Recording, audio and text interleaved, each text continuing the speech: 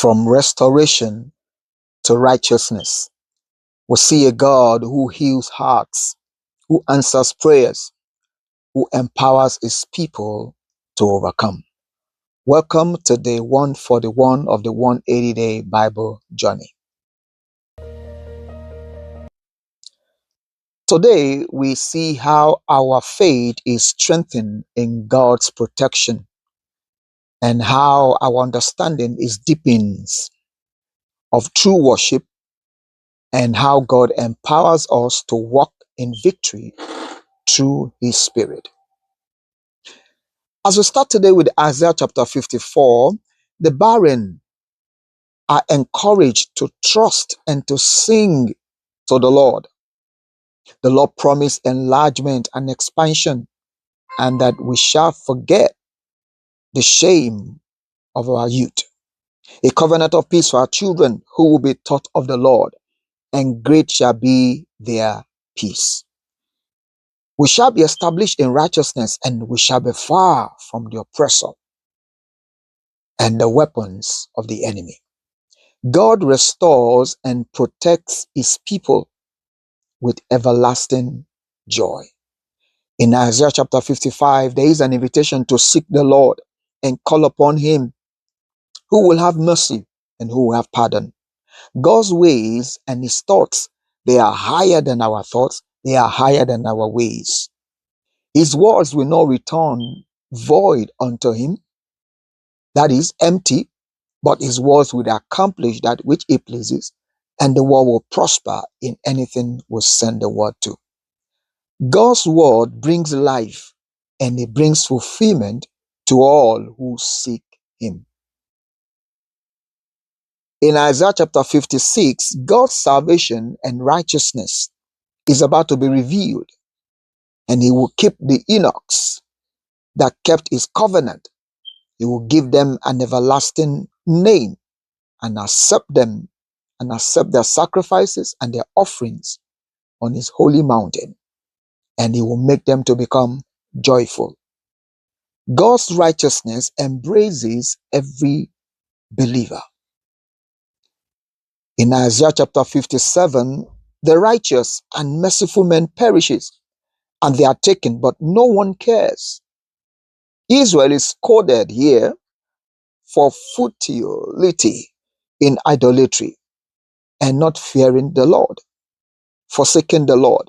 Yet, God promised to heal and return them back to himself and restore them also. God restores broken hearts and renews people when they turn to him. In Isaiah chapter 58, we see God reveals Israel's sins and transgressions. He corrects their understanding of fasting. They fasted one way, but they're doing something else. And he talked about what the actual true fast means: to loose the bonds of wickedness, to undo burdens, to let the oppressed grow, to break every yoke, to share your food with the hungry, to help those in need, to clothe the naked. God promised to honor them that do his pleasure and satisfy their soul. True worship transforms lives and communities. In Isaiah chapter 59, we see iniquities is what makes God seem not to hear or save his people.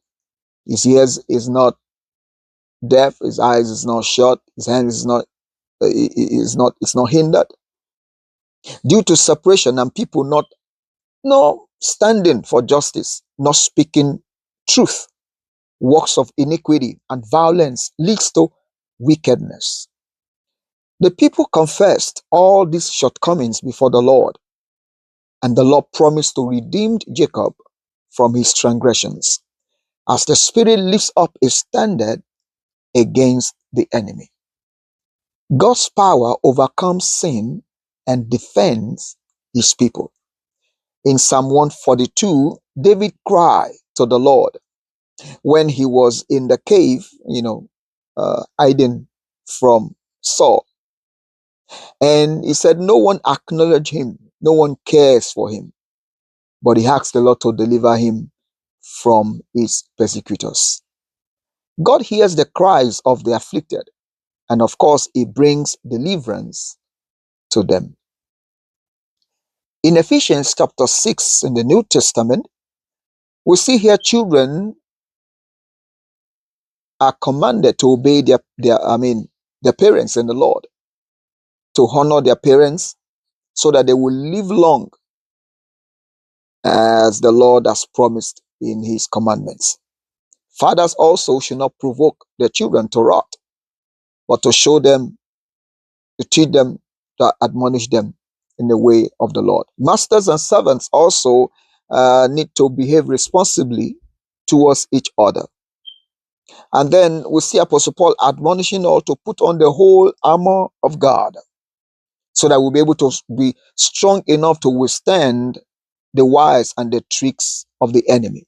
It talks about the element of salvation, the breastplate of righteousness, the belt of truth. It talks about the shield of faith, the sword of the Spirit, which is the word of God.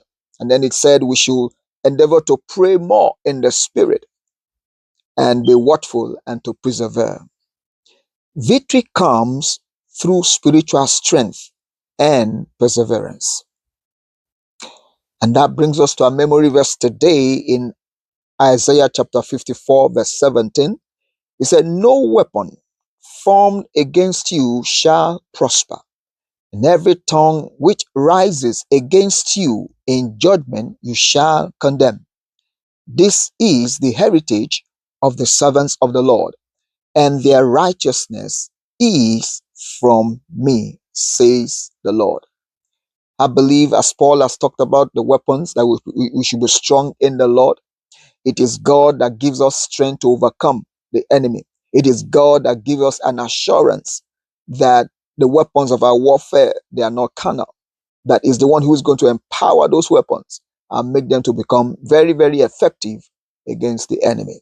Our prayer, our victory will be assured in Jesus' mighty name. My name is Alan Oronshala, and thank you for joining me today. I look forward to seeing you tomorrow. Until then, God bless you and have a good day.